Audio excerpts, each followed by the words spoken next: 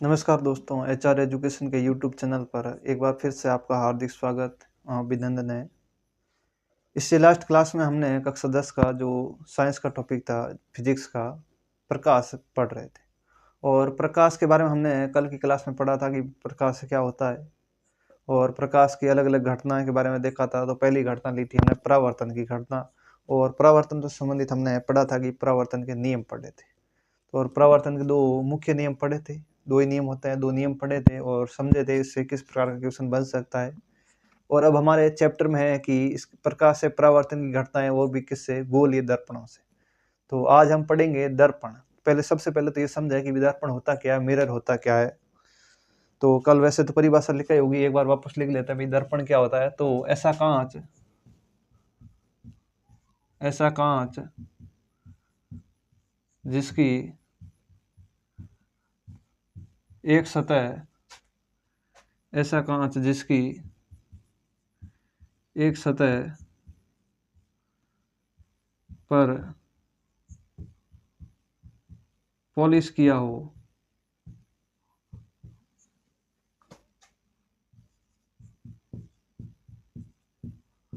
दर्पण कहलाता है। ऐसा कोई भी कांच जिसकी एक सतह पर पॉलिश किया हो क्या कहलाता है, दर्पण। और कांच की एक सतह पर कुछ पॉलिश कर दिया जाता है तो वो अपारदर्शी बन जाता है और उसमें हमारा वो मुंह वापस दिखने लगता है, यानी प्रकाश किरणें रिफ्लेक्ट होने लगती है, परावर्तित होने लगती है। अब दर्पण की जगह कोई चमकदार कोई भी सतह ले सकते हैं, चमकदार कोई बर्तन ऐसा चमकदार ले सकते हैं। अब देखें कि दर्पण होता कितने प्रकार के। तो दर्पण मुख्य रूप से देखा जाए तो दर्पण दो प्रकार के होते हैं भाई। एक तो होते हैं समतल दर्पण, समतल दर्पण। दर्पण मुख्य रूप से दो प्रकार के, समतल दर्पण और दूसरा होता है गोलीय दर्पण, गोलीय दर्पण। अब देखो समतल दर्पण क्या होता है, तो इसकी परिभाषा लिख दें। ऐसा दर्पण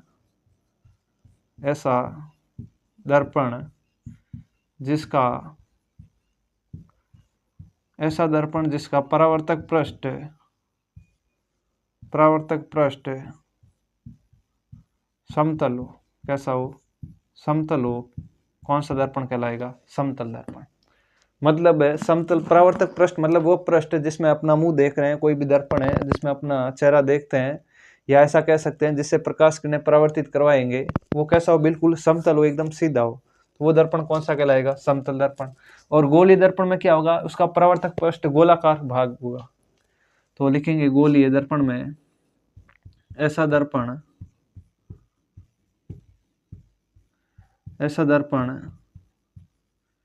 जिसका परावर्तक पृष्ठ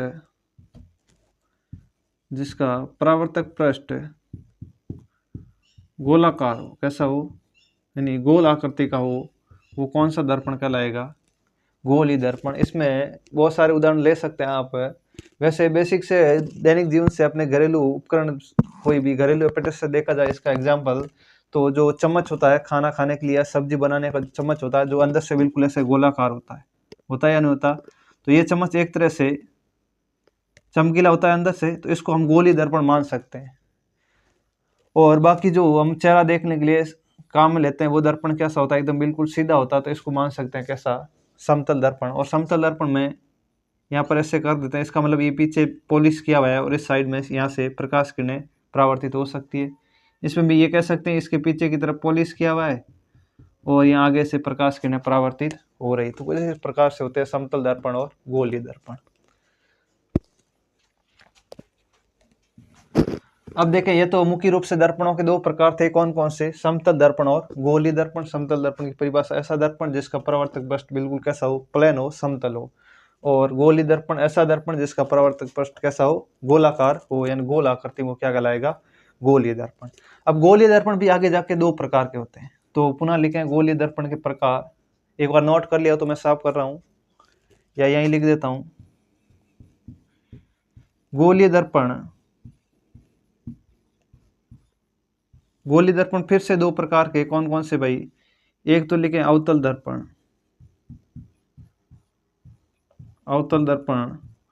और एक लिखें उत्तल दर्पण। अभी देखते हैं अवतल और उत्तल कौन से होते हैं। आप लिखें एक बार प्रकार, नोट करें।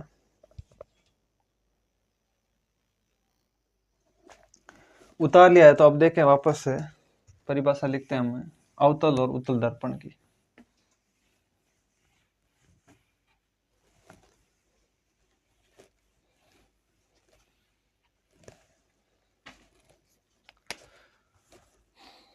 तो मैं सबसे पहले लिखूंगा अवतल दर्पण।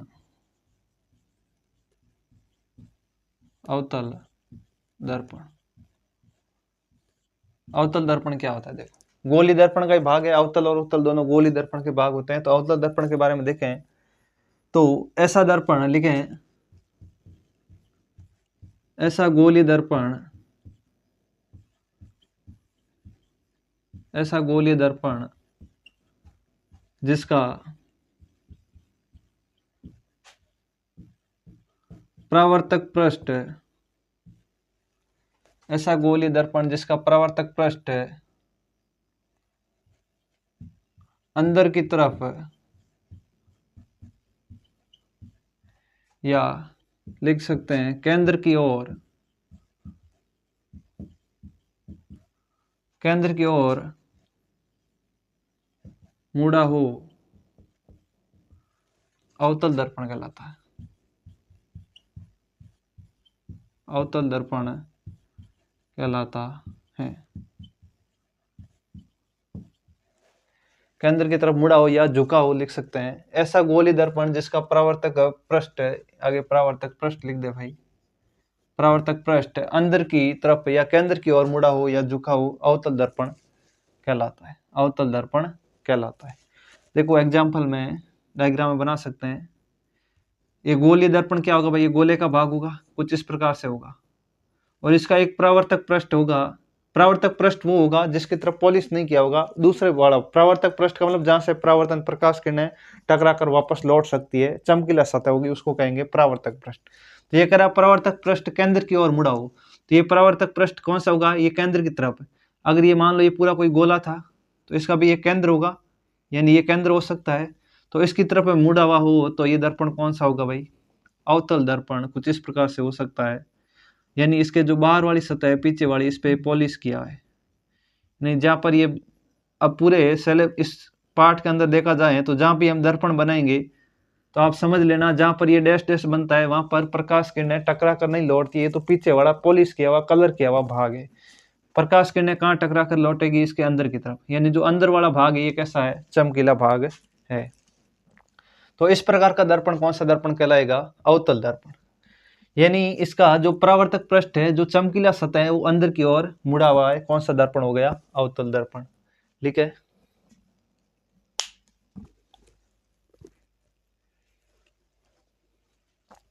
अब देखें नेक्स्ट है उत्तल दर्पण।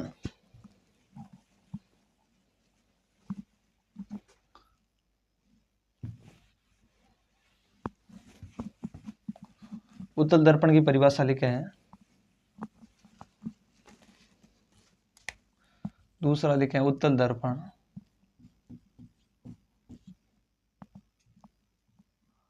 उत्तल दर्पण ऐसा गोलीय दर्पण जिसका परावर्तक पृष्ठ बाहर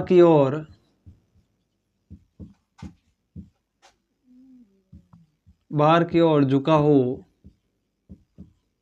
उत्तल दर्पण कहलाता है।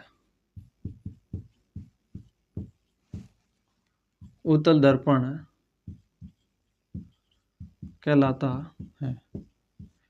यानी ऐसा गोलीय दर्पण जिसका परावर्तक पृष्ठ यानी जो चमकीली सतह वो बाहर की तरफ मुड़ा हो, कौन सा दर्पण कहलाएगा? उत्तल दर्पण। फॉर एग्जाम्पल एक डायग्राम बना सकते हैं कुछ इस प्रकार से, बिल्कुल जैसा अवतल दर्पण बना है सबसे पहले तो वैसा ही बनाना है। अब क्या कर रहे हैं, जो चमकदार सतह वो कहाँ रहेगी? बाहर की तरफ। तो पिछली बार पॉलिश पीछे था तो अब इस बार पॉलिश इस साइड में था, इस साइड में होगा। अब देखो इसके ऊपर प्रकाश किरणें कहाँ से आएगी? इस साइड से आएगी और यहाँ से टकरा कर वापस लौट जाएगी, कुछ इस प्रकार से। ठीक है ना। यानी या पीछे की तरफ क्या किया हुआ है? पॉलिश, जो मुड़ा हुआ भाग है वो बाहर की तरफ है। और ये कौन सा दर्पण हो गया? उत्तल दर्पण। अब बेसिक से आप इस एग्जाम्पल से समझ सकते हैं। आप अपने घर में जो खाना खाने के लिए चम्मच होता है, स्पून होता है, उसको लें जब उस चम्मच को लेंगे तो जब जब चम्मच बिल्कुल सीधा देखा जाए तो अंदर की तरफ बिल्कुल ऐसे मुड़ा हुआ होता है। चम्मच कुछ इस प्रकार से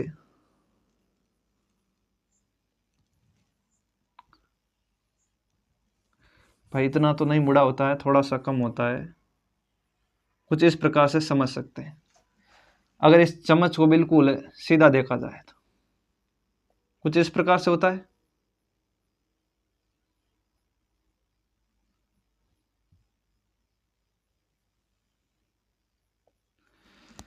यानी जब ये अंदर की ओर मुड़ा है तो इस बार इसका अंदर की तरफ जब मुड़ा है तो वैसे लेकर देखा जाए तो वो अवतल दर्पण की तरह कार्य करता है। उस कंडीशन में वो क्या बन जाता है, अवतल दर्पण, क्योंकि उसका जो चमकीला सतह है जिसमें हमारा मुंह वापस दिख रहा है वो अंदर की तरफ झुका हुआ है ऐसे बिल्कुल। और दूसरी बार उस चम्मच को क्या करें, उल्टा करें, और उल्टा करने पर बिल्कुल ऊपर से ऐसा दिखेगा, दिखेगा या नहीं दिखेगा। तो यानी इस कंडीशन में क्या होगा, जिसमें हमारा मुंह वापस दिख रहा है, हमारी परछाई दिख रही है अंदर, वो वाला भाग बिल्कुल ऐसे उभरा हुआ भाग है और उसको कह सकते हैं उत्तल दर्पण। उस कंडीशन में वो क्या बन जाता है, उत्तल दर्पण। यानी चम्मच में दोनों दर्पण शामिल है, उत्तल दर्पण और अवतल दर्पण। अवतल कब होगा, जब वो बिल्कुल सीधा हो, जिसका भाग अंदर की तरफ मुड़ा हो, और उत्तल जब उसका भाग बाहर की तरफ मुड़ा हो। यानी इसका भाग बाहर की तरफ मुड़ा है तो ये कौन सा हो गया, उत्तल, और जब ये अंदर की तरफ मुड़ा था यानी पोलिश पीछे था तो ये कौन सा हो गया, अवतल। तो इस प्रकार होता है उत्तल दर्पण और अवतल दर्पण। अब हमने दर्पण के दो भाग पढ़े हैं अभी तक, मुख्य रूप से समतल और गोलीय दर्पण। समतल दर्पण के बारे में और विशेषताएं बाद में पढ़ लेंगे, पहले इनकी परिभाषाएं क्लियर कर ले। समतल और गोलीय दर्पण पढ़े थे, गोलियों में फिर दो भाग पढ़े थे, कौन कौन से, उत्तल दर्पण और अवतल दर्पण। अवतल की परिभाषा क्या आती है, जब इसका अंदर की तरफ भाग मुड़ा हो चमकीला पृष्ठ, और उत्तल में जब इसका चमकीला पृष्ठ या परावर्तक पृष्ठ भी कहते हैं वो बाहर की तरफ मुड़ा हो। यहाँ तक सबको कंप्लीट है तो नोट करें।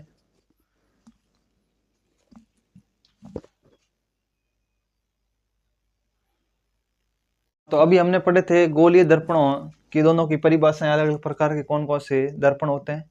अब हम नेक्स्ट पढ़ेंगे गोलीय दर्पण से संबंधित है परिभाषिक शब्दावली। कुछ शब्दावली होती है कि उसमें ध्रुव होता है, वक्रता केंद्र होती है, आपने बहुत सारे सुनेंगे, मुख्य फोकस है, फोकस दूरी है, वक्रता केंद्र, ये बहुत सारे सुनेंगे। तो होते क्या है एग्जैक्टली, देखें इसकी परिभाषा क्या होती है।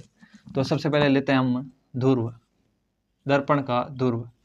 हम दोनों का एक साथ ही पढ़ेंगे, गोलीय अवतल और उत्तल दोनों का। गोलीय दर्पण में ही होता है, समतल में ऐसा कुछ नहीं होता है। गोलीय दर्पण के समय में दोनों की एक साथ ही पढ़ेंगे, उत्तल और अवतल के दोनों की एक जैसी होती है लगभग। तो ध्रुव, ध्रुव क्या होता है भाई, गोलीय दर्पण लिखेंगे, गोलीय दर्पण, गोलीय दर्पण के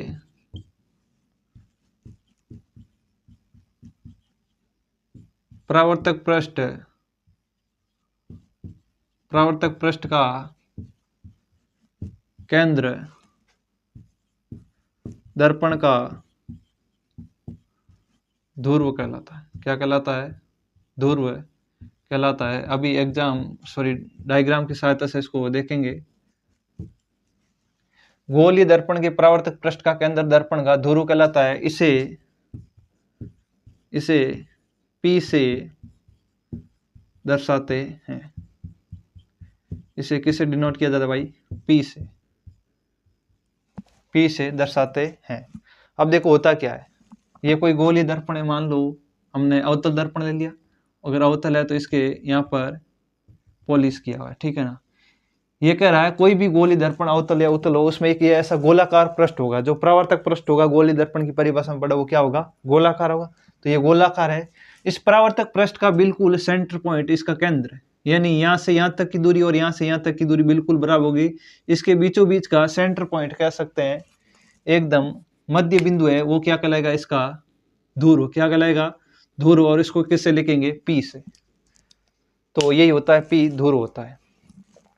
गोलीय दर्पण के परावर्तक पृष्ठ का केंद्र दर्पण का ध्रुव कहलाता है, इसे P से दर्शाते हैं। बिल्कुल आसान सी परिभाषा है। कोई भी गोलीय दर्पण है और उसका परावर्तक पृष्ठ क्या होगा, गोल होगा।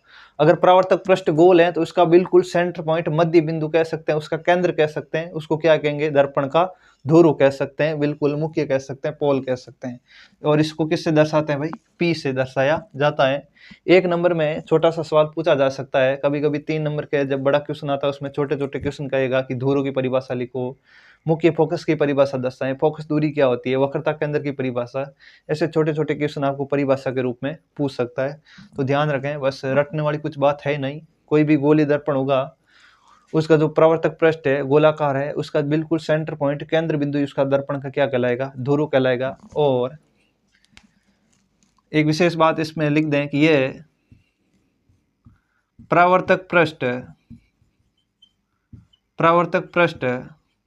पर स्थित होता है, यानी जो दर्पण का ध्रुव होता है वो सदैव कहाँ स्थित होता है भाई, परावर्तक पृष्ठ के ऊपर स्थित होता है, यानी यहाँ स्थित होगा, इसके अंदर बाहर इस स्थिति में कहीं भी स्थित नहीं होगा। दर्पण का ध्रुव सदैव परावर्तक पृष्ठ के ऊपर ही स्थित होता है,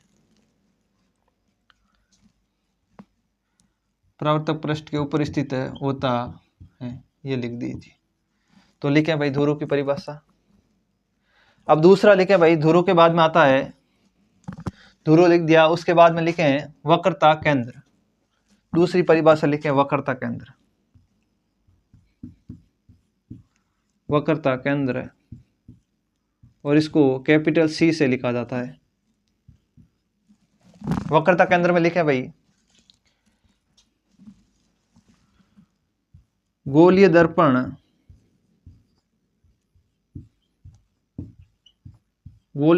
को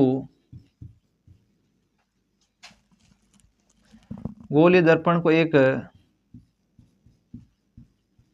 गोले का भाग माना जाए तो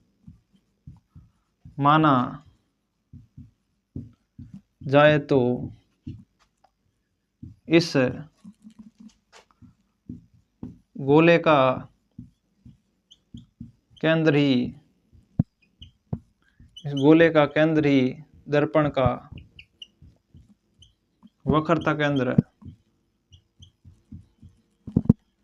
दर्पण का वक्रता केंद्र कहलाता है। और लिखें भाई, इसे सी से दर्शाते हैं। बस ये इतने से पॉइंट याद रखने हैं। इसमें वक्रता केंद्र क्या होता है, गोलीय दर्पण को एक गोले का भाग माना जाए तो इस गोले का केंद्र ही दर्पण का वक्रता केंद्र कहलाता है, और इसे कैपिटल सी से डिनोट किया जाता है। देखें समझे, मान लो ये कोई गोलीय दर्पण है, थोड़ा छोटा बना लेते हैं ताकि गोला पूरा बन सके। ये कोई गोलीय दर्पण है और ये इसका कोई परावर्तक पृष्ठ है अंदर की, यानी अवतल दर्पण मान ले। अब देखो कोई भी गोलीय दर्पण है, ऐसा बिल्कुल ऐसे चाप की तरह काटेंगे तो ये गोले का भाग होगा, यानी इसको अगर आगे काल्पनिक रूप से माना जाए तो ये इस प्रकार से एक गोला होगा और उस गोले से काट के बनाया होगा गोलीय दर्पण। अगर कोई भी गोला है तो किसी भी गोले का एक क्या होता है भाई, केंद्र होता है, जिसको हम ज्यादातर वर्त लें तो उसमें हम केंद्र को ओ लिखा जाता है, लेकिन इसका एक केंद्र है, इसको हम लिख देते हैं सी। क्या लिख देते हैं, सी। मानो अगर यहाँ पर एक गोलाकार इसका पृष्ठ है, परावर्तक पृष्ठ है, ये किसी गोले का भाग माना जाए तो इस पूरा एक गोला बन रहा है, इस गोले का जो केंद्र होगा वही इसका क्या होगा, वक्रता केंद्र। यानी इस गोले को सिर्फ माना था काल्पनिक रूप से, तो यहाँ पर इसका केंद्र आया था, तो ये इस दर्पण का क्या कहलाएगा, दर्पण के संबंध में इसका कहलाएगा वक्रता केंद्र। कौन सा केंद्र, वक्रता केंद्र। और इसे किससे लिखते हैं भाई, सी से दर्शाते हैं। नोट करें यहाँ तक। अभी हमने लिखा था वक्रता केंद्र की परिभाषा और लिखा था इसे सी से दर्शाते हैं। अब पीछे वाले में लिखा था कि ये पी होता है, ये परावर्तक पृष्ठ के ऊपर स्थित होता है, लेकिन आपने देखा कि जो सी है इस परावर्तक पृष्ठ के ऊपर स्थित नहीं है, अंदर की साइड कहाँ स्थित है, अंदर की तरफ। लेकिन यदि ये दर्पण हो कैसा, उत्तल दर्पण, कैसा दर्पण हो, उत्तल दर्पण हो, यानी इस तरफ पॉलिश किया हो, तब इस कंडीशन में कौन से, यानी बाहर की तरफ स्थित होगा। तो लिखेंगे भाई वक्रता केंद्र सी परावर्तक पृष्ठ पर स्थित ना होकर, वक्रता केंद्र सी परावर्तक पृष्ठ पर स्थित ना होकर दर्पण, या लिख देंगे परावर्तक पृष्ठ के सामने कब होगा भाई, अवतल होने की कंडीशन में, सामने या पीछे की पीछे कब होगा? जब दर्पण कैसा हो? उत्तल दर्पण, दर्पण के सामने या पीछे स्थित होता है, पीछे स्थित होता। यदि दर्पण अवतल है तो सामने की तरफ स्थित होगा, और यदि उत्तल है तो पीछे की तरफ स्थित होगा, कुछ इस प्रकार से कह सकते हैं। अब नेक्स्ट लिखे हैं वक्रता त्रिज्या। तीसरा पॉइंट लिखे हैं वक्रता, पहला ध्रुव पड़ा था, दूसरा केंद्र, वक्रता केंद्र, और तीसरा लिखे हैं वक्रता त्रिज्या, जिसको कैपिटल आर से लिखा जाता है रेडियस, कुछ इस प्रकार से। अब इसकी परिभाषा लिखे, देखो वक्रता त्रिज्या होती है, ऐसे ऐसे समझे, उसके बाद में लिखे हैं परिभाषा। अभी हमने एक दर्पण लिया था, ये कोई दर्पण था, और इस दर्पण को एक गोले का भाग माना था, और इस गोले को भाग माना तो इसका कुछ ना कुछ केंद्र होगा। कोई भी गोला हो, कोई वर्ताकार भाग, उसका एक केंद्र भी होता है, और इसका केंद्र है दर्पण के सामने, इसको कहते हैं वक्रता केंद्र, सी कहते हैं। अब केंद्र होता है तो केंद्र से बाहर जो परिधि स्थित है, इसके बीच की दूरी क्या कहलाती है भाई? त्रिज्या। क्या कहलाती है? त्रिज्या। और दर्पण के संबंध में इसको क्या कहते हैं? वक्रता त्रिज्या। क्या कहते हैं? वक्रता त्रिज्या। यानी इस जो काल्पनिक रूप से गोला माना था, इसको यहाँ से साफ कर दिया जाए, यानी वक्रता केंद्र सी और परावर्तक पृष्ठ के बीच की दूरी क्या कहलाएगी? वक्रता त्रिज्या। क्या कहलाती है? वक्रता त्रिज्या। तो लिखेंगे वक्रता त्रिज्या के संबंध में कि परावर्तक पृष्ठ, ऐसा लिख सकते हैं, परावर्तक पृष्ठ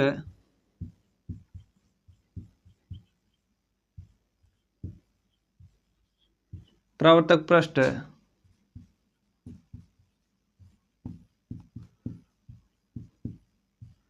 जिस गोले का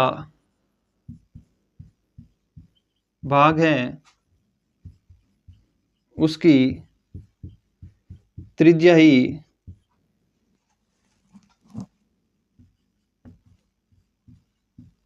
दर्पण की वक्रता त्रिज्या,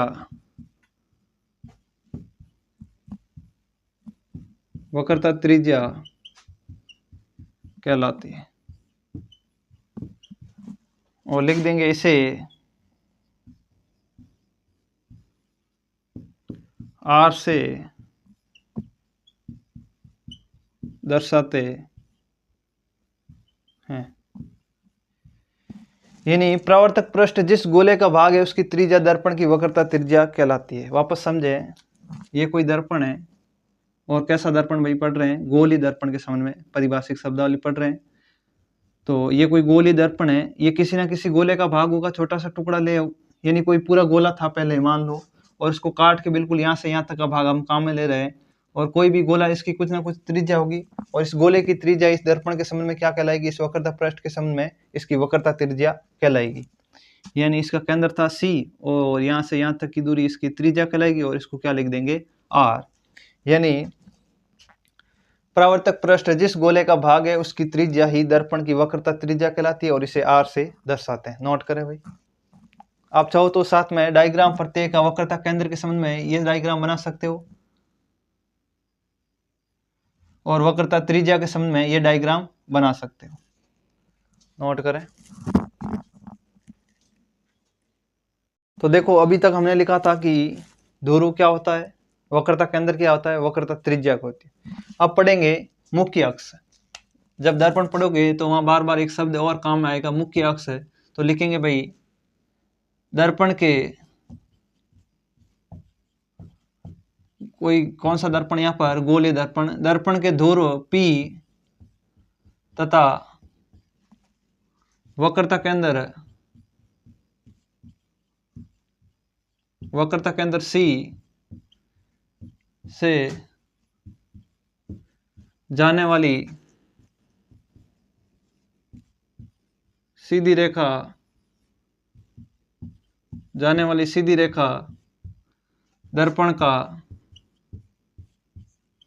मुख्य अक्ष कहलाती है। दर्पण का मुख्य अक्ष कहलाती है। अब देखो समझे, सर्वप्रथम हमने यहाँ पढ़ा था कि, थोड़ा मार्कर अलग ले लेते हैं, पता चलेगा आपको। ये कोई दर्पण था, तो इस दर्पण का यहाँ हमने देखा था कि एक ध्रुव होता है। क्या होता है? ध्रुव। और ध्रुव के बारे में क्या पढ़ा था कि जो परावर्तक पृष्ठ है इसका बिल्कुल सेंटर पॉइंट केंद्र बिंदु क्या कहलाता है, इसका ध्रुव कहलाता है। और फिर पढ़ा था वक्रता केंद्र सी। अब सी क्या होता है भाई, यदि इस परावर्तक पृष्ठ को एक गोले का भाग माना जाए तो ये जिस गोले का भाग है उस गोले का केंद्र इस परावर्तक पृष्ठ या गोलीय दर्पण का क्या कहलाएगा, वक्रता केंद्र सी। और जिस गोले का यह भाग है उसकी त्रिज्या इसकी क्या कहलाएगी, वक्रता त्रिज्या। इसको किससे दर्शाते हैं भाई, आर से। अब ये कह रहा है मुख्य अक्ष, आगे की परिभाषा आती है मुख्य अक्ष। ये कह रहा है दर्पण के ध्रुव P, ये रहा दर्पण का ध्रुव P तथा वक्रता केंद्र C, ये रहा वक्रता केंद्र C से जाने वाली सीधी रेखा, ये देखो जाने वाली बिल्कुल सीधी रेखा है। ये काल्पनिक रेखा मान सकते हैं, इसको बिल्कुल कल्पना कर सकते हैं कि ऐसी एक जाने वाली सीधी रेखा, और ये रेखा क्या कहलाती है, दर्पण का मुख्य अक्ष कहलाती है। इसका मतलब यहाँ पर PC क्या है, मुख्य अक्ष है। तो आप यदि साथ में डायग्राम बनाते हो तो लिख देना चित्र में PC मुख्य अक्ष है, ऐसा लिख सकते हैं।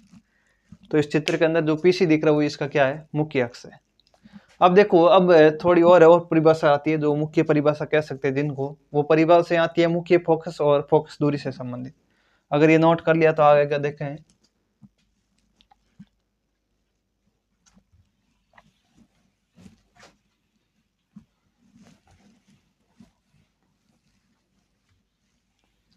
नेक्स्ट है हमारे पास मुख्य फोकस।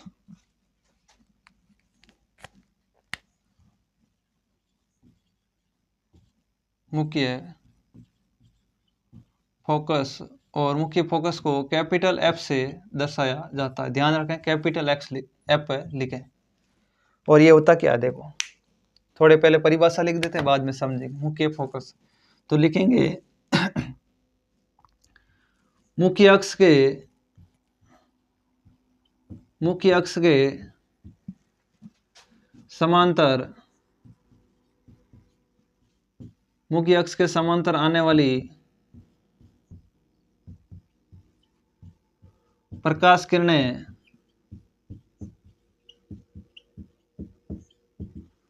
मुख्य अक्ष के समांतर आने वाली प्रकाश किरणें दर्पण से परावर्तन के पश्चात मुख्य अक्ष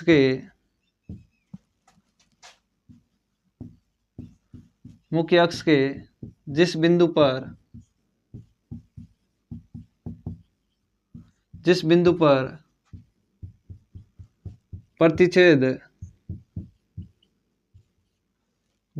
प्रतिच्छेद करती है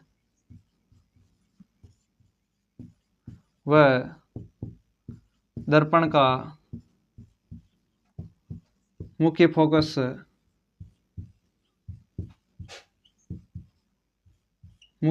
कहलाता है। मुख्य फोकस कहलाता है। और लिख देंगे इसे कैपिटल F से दर्शाते हैं। देखिए भाई क्या परिभाषा लिखी है, एक बार वापस देखें कि मुख्य अक्ष के समांतर आने वाली प्रकाश किरणें दर्पण से परावर्तन के पश्चात मुख्य अक्ष के समांतर जिस बिंदु पर प्रतिच्छेद करती है वह दर्पण का मुख्य फोकस कहलाता है। देखें यहाँ पर समझें डायग्राम के अंदर, ये मान लो कोई गोलीय दर्पण था, अवतल दर्पण ले लेते हैं एक बार, और यहाँ पर इसका क्या है, ध्रुव है जिसको लिख देते हैं P, ये इसका ध्रुव P है। और यहाँ पर इसका वक्रता केंद्र है, कौन सा हो जाएगा भाई, C। तो यहाँ से एक काल्पनिक रेखा भी हो सकती है, बिल्कुल हो सकती है कुछ इस प्रकार से। थोड़ा सा यहाँ लिख दे इसको भी, और इसको भी थोड़ा ऊपर लिख देते हैं।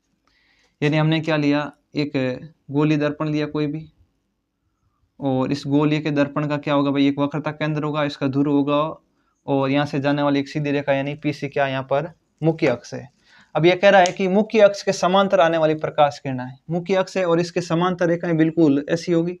तो ये समांतर आने वाली कोई प्रकाश किरणें, एक बार दो किरणें लेते हैं समझने के लिए। तो ये प्रकाश किरणें आ रही है, मतलब इस प्रकार चिन्ह होगा, आने वाली प्रकाश किरणें परावर्तन के पश्चात। अब क्या होगा, ये देखो आगे दर्पण है, चमकीला है, तो यहाँ पर ऐसे यहाँ पर टकरा कर वापस आएगी, और ये घटना क्या कहलाती है, परावर्तन कहला रही है।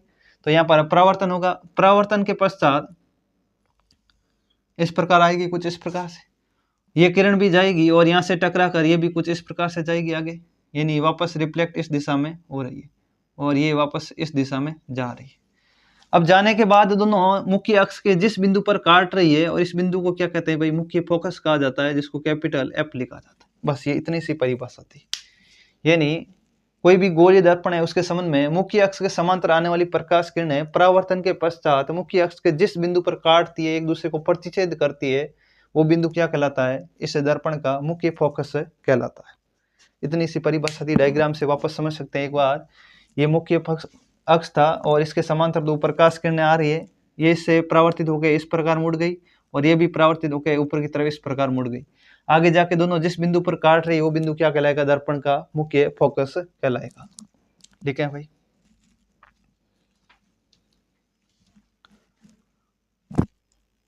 तो अभी हमने पढ़ा था मुख्य फोकस।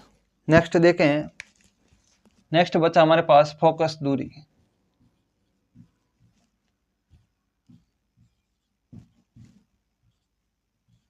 फोकस दूरी, और इसको स्मॉल एफ से प्रदर्शित किया जाता है। अब फोकस दूरी क्या होती है, देखो यहाँ पर देखो, ये मुख्य फोकस है, मुख्य फोकस और ये पी है ना, जो ध्रुव है ना, इसके बीच की दूरी क्या कहलाती है, फोकस दूरी कहलाती है। तो मैं लिखूंगा दर्पण के ध्रुव, छोटी सी परिभाषा है, दर्पण के ध्रुव पी तथा मुख्य फोकस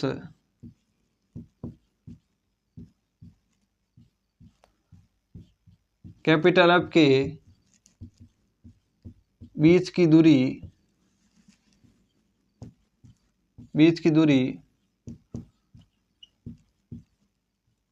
फोकस दूरी, बीच की दूरी फोकस दूरी कहलाती है, फोकस दूरी कहलाती है। यानी दर्पण के ध्रुव पी तथा मुख्य फोकस के बीच की दूरी क्या कहलाती है, फोकस दूरी। और लिख देंगे भाई इसे स्मॉल एफ से दर्शाते हैं, इसे स्मॉल एफ से दर्शाते हैं। बस इतना सा लिखना है। अब देखो, इस दर्पण के संबंध में देखा जाए तो भाई फोकस दूरी कौन सी होगी, यहां से देखा जाए तो यहां से यहां तक की दूरी क्या होगी भाई, फोकस दूरी होगी। यानी पी और एफ के मध्य की दूरी क्या कहलाएगी, फोकस दूरी एफ कहलाएगी। साथ साथ में आप डायग्राम भी बना लेना, प्रत्येक डायग्राम, बस थोड़ा सा टाइम लगेगा, लेकिन आपको वापस कभी भी पढ़ोगे तो समझ में जरूर आएगा। और हो सकता है एग्जामिनर आपको पेपर में डायग्राम बना के दे दे और आपको बता देगा यहाँ पर 10 सेंटीमीटर है, यहाँ अलग अलग दूरियां दे देगा और आपको पूछ सकता है कि इसमें फोकस दूरी कितनी है, तो बतानी पड़ सकती है। और इसको एफ की जगह कुछ एक्स नाम दे दें और कह देगा भाई यहाँ पर है, या ऐसा भी कह सकता है ये दो ए और बी दे दे, तो ए और बी के बीच की दूरी क्या कहलाती है, फोकस दूरी कहलाती है। बिल्कुल आपके दिमाग में होना चाहिए। तो डायग्राम की सहायता से समझें तो परिभाषा रटने की जरूरत नहीं है, अगर डायग्राम समझ लेते हो तो आपको बिल्कुल समझ में आ जाएगा। एक बार ये बिल्कुल उतार लें, उसके बाद में मैं डायग्राम की सहायता से आपको सभी परिभाषाएं एक बार वापस रिपीट करवा देता हूँ। इससे पहले एक संबंध लिख दें भाई, फोकस दूरी लिखें, फोकस दूरी व वक्रता त्रिज्या में संबंध बड़ा महत्वपूर्ण है, ये संबंध है। और एग्जाम में 1 नंबर का क्वेश्चन ज्यादातर तो यहीं से पूछा जा सकता है, पूछ भी लिया जाता है। तो फोकस दूरी वक्रता त्रिज्या में क्या संबंध होता है, तो यहाँ पर यह संबंध होता है कि आर, वक्रता त्रिज्या आर बराबर होती है 2 गुणा एफ। यानी जो वक्रता त्रिज्या है आर, वो फोकस दूरी की 2 गुणी होती है। या फिर ये ऐसा भी कह सकते हैं कि एफ बराबर होता है r/2। यानी जो फोकस दूरी है वो वक्रता त्रिज्या की आधी होती है। दोनों में से आपको एक याद रखना है, r बराबर 2f। यानी जैसे यहाँ से f को इधर भेजेंगे, f ज्ञात करेंगे तो 2 को इधर भाग में भेज देंगे, तो f बराबर कितना हो गया, r/2। तो यहाँ से 2 बातें कह सकते हैं कि जो वक्रता त्रिज्या होती है वो फोकस दूरी की 2 गुणी होती है, और जो फोकस दूरी होती है वो वक्रता त्रिज्या की आधी होती है। जिस प्रकार वृत्त के अंदर व्यास और त्रिज्या पढ़ते हैं उसी प्रकार से जो r है वो f का 2 गुना होता है, और जो f है वो r का आधा होता है। बड़ा महत्वपूर्ण संबंध है। इससे आपको क्या होगा, देखो परीक्षा में कुछ क्वेश्चन बन सकते हैं। एक छोटा सा क्वेश्चन लिख दें, इससे संबंधित है। इस संबंध में प्रयोग करते हुए क्वेश्चन करना है आपको। क्वेश्चन कुछ इस प्रकार से, एक गोलीय दर्पण, एक गोलीय दर्पण जिसकी फोकस दूरी, जिसकी फोकस दूरी 10 सेंटीमीटर है, इस दर्पण की वक्रता त्रिज्या, वक्रता त्रिज्या ज्ञात कीजिए। ये गोलीय दर्पण है जिसकी फोकस दूरी कितनी दे रखी है आपको, 10 सेंटीमीटर, और वक्रता त्रिज्या आपको ज्ञात करनी है। तो सबसे पहले भाई इसको हल करेंगे। तो क्या दिया हुआ है, दिया है कि f बराबर कितना दे रखा है भाई, फोकस दूरी यानी स्मॉल f का मान दे रखा है, और इस स्मॉल f का मान कितना दे रखा है, 10 सेंटीमीटर। हमें क्या ज्ञात करना, वक्रता त्रिज्या यानी r बराबर ज्ञात करना। और हमें पता है कि r बराबर हमेशा ही क्या होता है, 2f। r बराबर क्या होता है, 2f। यहाँ से r बराबर 2 गुणा f का मान हमारे पास कितना पड़ा है, 10। तो r बराबर कितना आ गया, 20 और सेंटीमीटर। तो आंसर कितना आ गया भाई, 20 सेंटीमीटर। यानी इस दर्पण की वक्रता त्रिज्या कितनी होगी, 20 सेंटीमीटर। अगर इस प्रश्न को घुमा के देता तो आपको कह सकता था कि इसकी वक्रता त्रिज्या 20, 40 जितनी भी है, और आपको इसकी फोकस दूरी पूछ लेता, उसके आधा कर लेंगे। अगर 40 होती तो फोकस दूरी आधी हो जाती, कितनी, 20 हो जाती। अगर 20 है तो 10 हो जाती। कुछ इस प्रकार से प्रश्न पूछ सकता है। नोट करें यहाँ तक। तो आ जाएं, आज जो भी पढ़ा है उसका एक बार बिल्कुल फटाफट से मेरे साथ रिवीजन कर लें आप भी। सबसे पहले गोली दर्पण के बारे में पढ़ रहे तो एक गोली दर्पण बना लें, और ज़्यादातर सुविधा के लिए अवतल दर्पण ही बनाएं, यानी बाहर की साइड पे क्या कर दें भाई, पॉलिश दर्शा दें।